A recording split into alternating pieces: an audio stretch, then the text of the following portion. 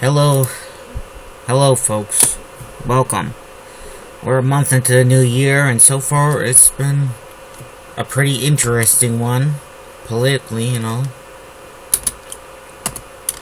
Let's see, hence the concern about breaking it. I've never broken my leg, personally, but I heard it's very painful. Writers write what they know, but I'm glad I don't know what a broken leg feels like. Yeah. I assume it's like the pain of being shot, very unpleasant. That's another thing I've never been, thankfully. Shot, I mean. Let's see. Also, I've never died, so when I show a point of view of a dying character, that's all speculation, obviously. And being a ghost and so on. Writers do a lot of that stuff.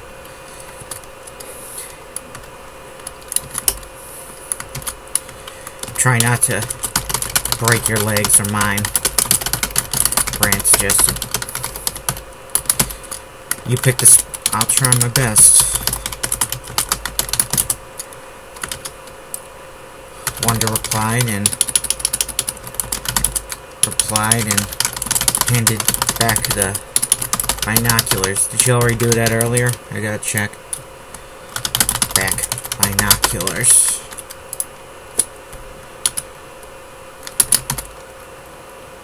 Let's see, handed back the binoculars.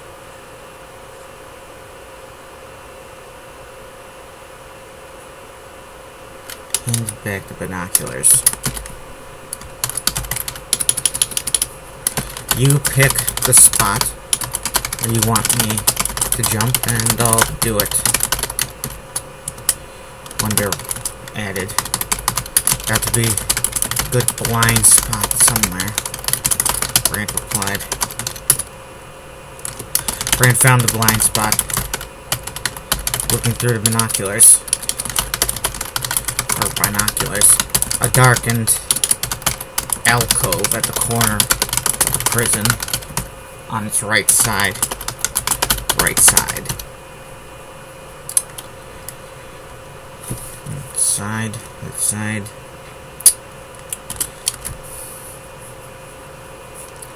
The only negative was that it didn't look like. There didn't appear to be any patrolling guards or spotlights, and no spotlights were aimed in direction. Someone comes asking me to make them a cup of coffee, I'll kill them right here. This writing session will record a murder. No spotlights were aimed in that direction.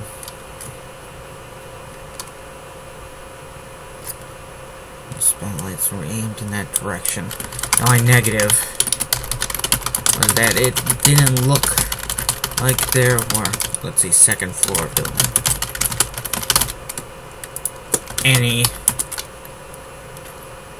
There was an easy entrance off that courtyard, off that section of the inner yard, the yard between the wall and the building, prison building.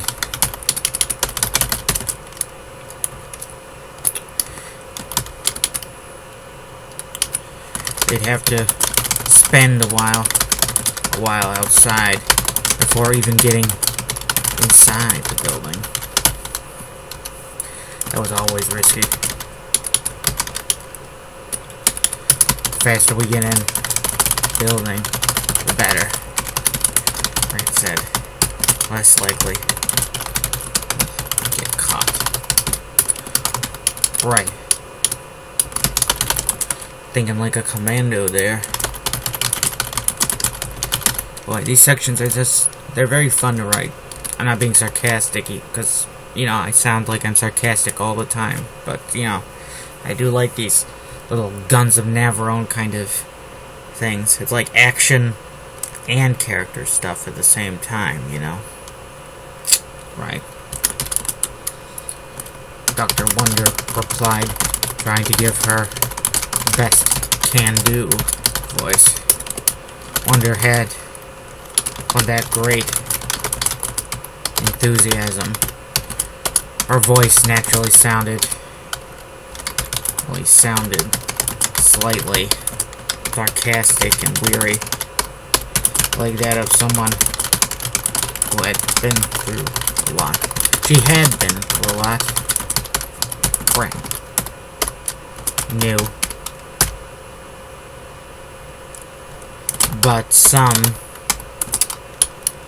But Brent knew people who survived the death camps of the Great War, or lost their whole families. Did Sedler lose his whole family? Sedler's a character in another story. Lost their whole families. And they sounded and acted like people who had lived a life free of adversity. They were like people who never... They acted like people who never knew a rainy day. Never knew a rainy day.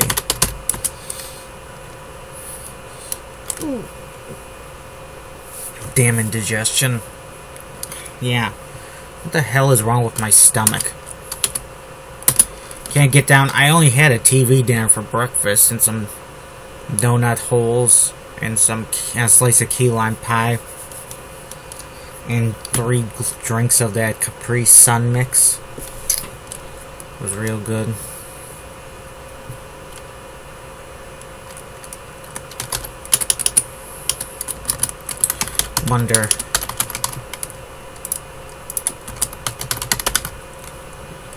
Wonder could feel the influence of the machine even as they reached the brick walls around the prison.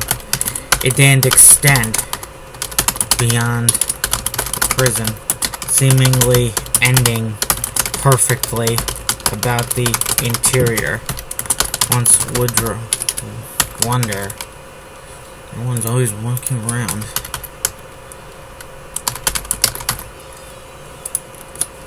Once wonder moved. Once wonder was in that interior, she would be as powerless as an ordinary human. And that scared Wonder a little bit. It would be like she lost something that was very important to her, even if it was only temporary. Even if someone was told they were going to go blind, but temporarily, blind temporarily, they would still be very distraught. Nobody wanted to be blind. Wonder hoped she wouldn't be as helpless as someone recently blinded. Is that how you spell temporarily? Provisionally? Momentarily? Provisionally. I need more $10 words like that in my stories. Provisionally.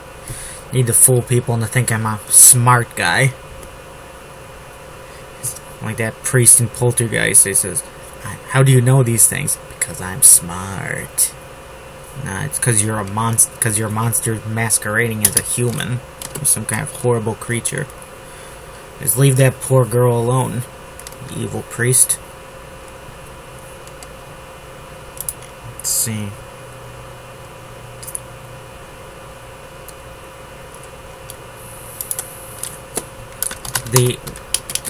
Let's see, what's the next part? Wonder, would the machine work on me if I was my other self? Grant asked Wonder. I doubt it, Wonder replied. The machine wouldn't work on gods. I've read many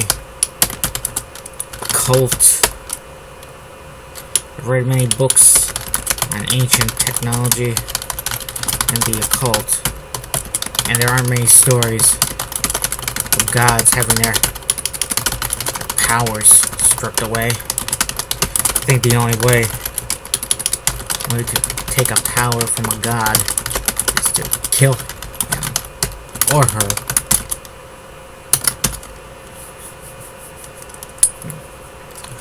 There are male and female gods. This has been the case for as long as there's been history. Even in the most chauvinistic cultures in the past, they always had gods and goddesses together. There's a lot of appeal in a goddess. I actually haven't had many goddesses in my story. It's kind of funny. It's like just Athena, I think. Athena and Hera, but she's only mentioned in this story. She probably won't make an appearance anywhere. Nor Athena. I love Athena. She would be my goddess of choice if I worshipped from the ancient pantheon.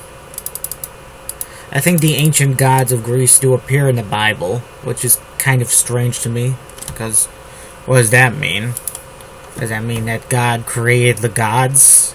That Hades rules an underworld and there's also hell with Satan and all those other people? And demons? I'm not sure how that works.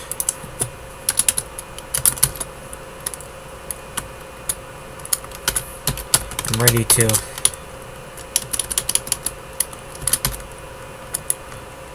with my luck, I'll master my powers in the scientists of the day. The world will find a way to strip me of them. Grant replied.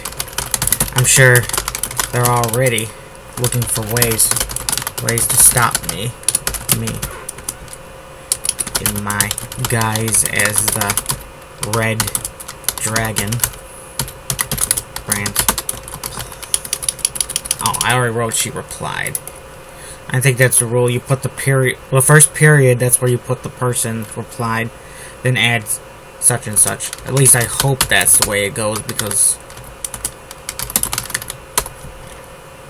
if not, then I have a lot of, I or my editor has a lot of correcting to do.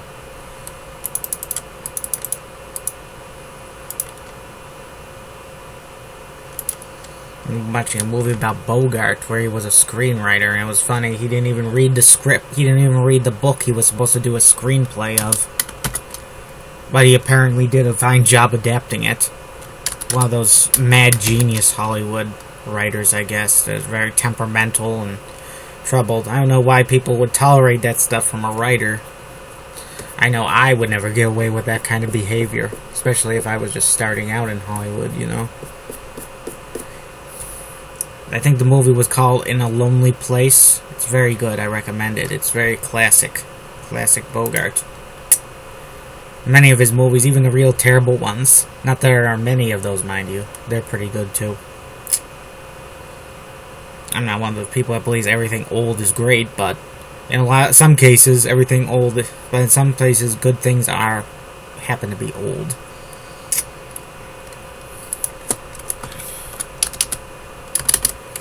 Grant had enough talking. It was time for action. Grant hugged Wonder as tightly as she could. Grant wondered if maybe tying herself to Wonder would be a smart move. It would probably take too long. I'm ready when you are, Doctor. Grant said. Okay. Wonder replied nonchalantly. A moment later, they were in the air. It happened abruptly, from Grant's point of view. No 1, 2, or 3. 3, go. This one moment, they were standing on a bit of sidewalk adjacent to a fence. Then they were in the air. They were about 3 meters up, and there was a crack of bluish white energy, which was the color of Dr. Wonder's power. Like a lightning flash. There was no a brief popping sort of noise. Nothing that would alarm people. Wonder did what she could to suppress the sound of her power going off. It was her equivalent of putting a suppressor on a pistol. So the report was like a cough. Silencers actually don't make guns silent like in the movies, folks. It's more... Is that a dog outside? What's a dog doing out in this weather? Noise?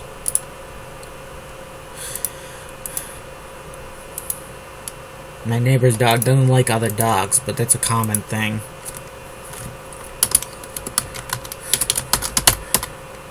Or brace herself for impact, where they seem to float up over the fence only briefly. Then they were coming down like they were tied down by a ship anchor, right down into the sea. A drop into the sea might have been better, for that water would have softened the impact a bit.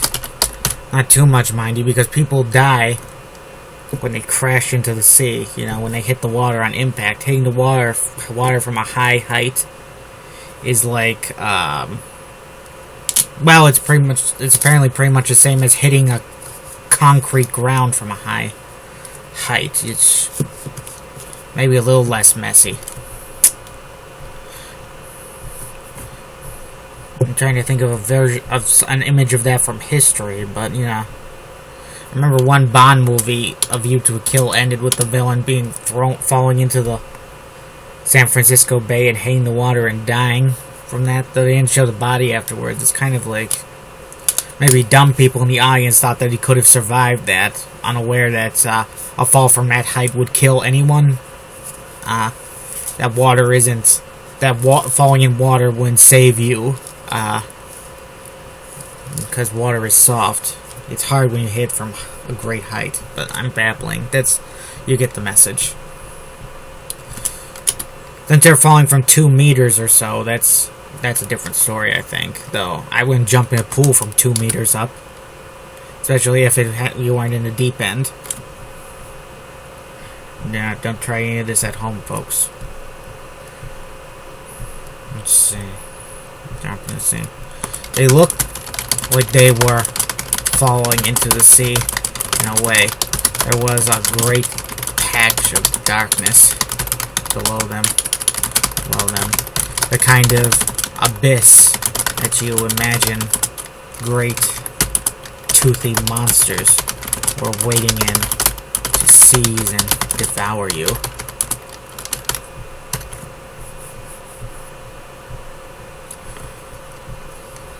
Why did they make me think of Chuck E. Cheese?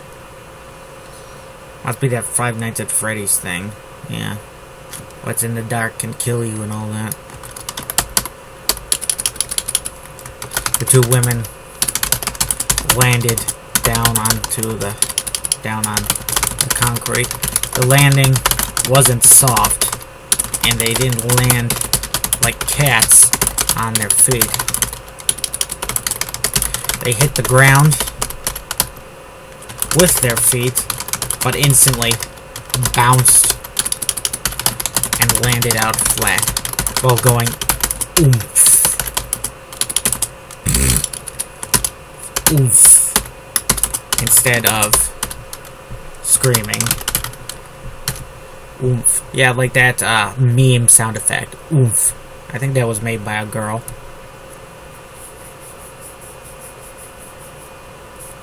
Don't like girls in pain. Not even oomph kind of pain.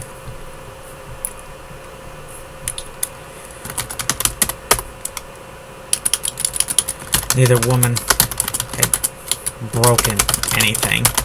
Brand quickly rolled off Wonder and checked and rolled her over on her back.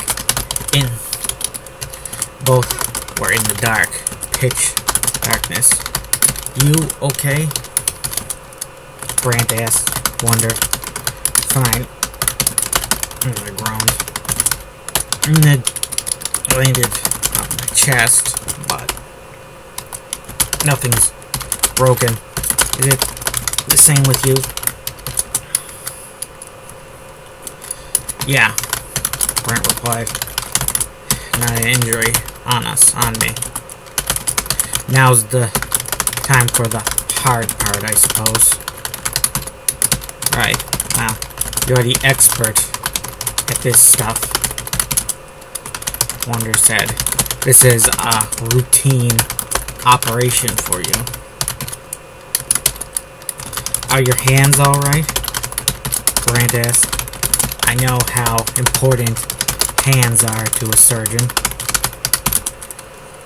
Is she wearing gloves?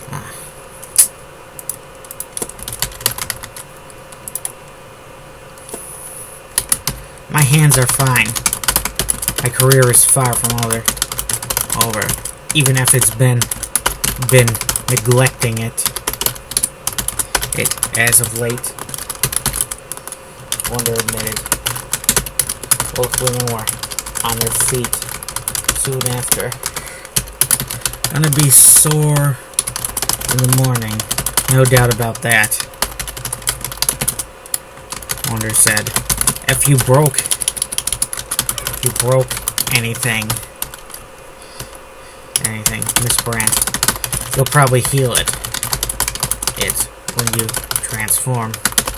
Any wound you get, no matter how serious, will be undone by the transformation. I'm aware of that, Brandt replied. Brandt hadn't had any serious injuries. Any serious injuries since becoming a god.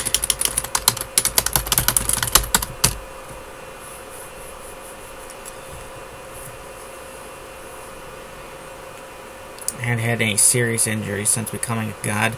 Just cuts, bruises, the kind of things that she was quite used to. Lead the way, goddess. Wonder.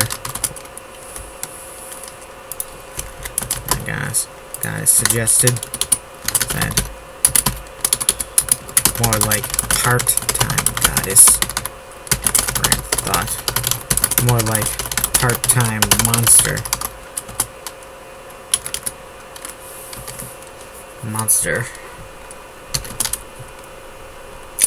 And on that note, we sign off here, folks. See you later. Have a nice day.